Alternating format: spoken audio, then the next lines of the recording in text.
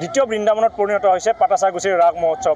চৌদিশে এতিয়া মানুহ আৰু এনেদৰে ৰাজ্যৰ ভিন্ন প্ৰান্তৰ পৰা মানুহৰ সোঁত বোৱা পৰিলক্ষিত হৈছে।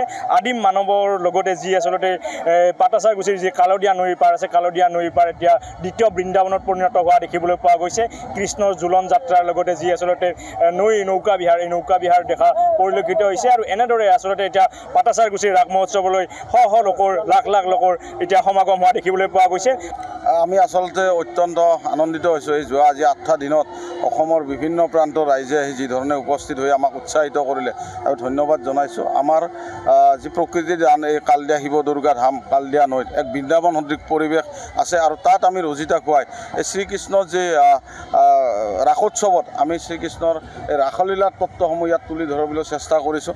আৰু ঠিক তেনেদৰে যাতে ইয়াত উপস্থিত হোৱা জনগণে যাতে মনোৰঞ্জনমূলক কিবা পায়, তাৰ বাবে আমি এতিয়া আদিম যুগৰ জৈৱিক বৈচিত্ৰ্য হিচাপে এটি শ্ব' আমাৰ যি কালদীয়া পাৰৰ ঘন জংঘলত আমি প্ৰতিফলন কৰিবলৈ চাইছোঁ। এই নদীখনত আমি কৃষ্ণৰ যি ৰাসলীলাৰ লগত আমি মিলাই ল'বলৈ কিছুমান ইয়াত মূৰ্তি আপোনালোকে জানে যে আমাৰ মৃন্ময় মূৰ্তিৰ সংখ্যা অধিক 700 মৃন্ময় মূৰ্তি, 200 ষ্টল আছে।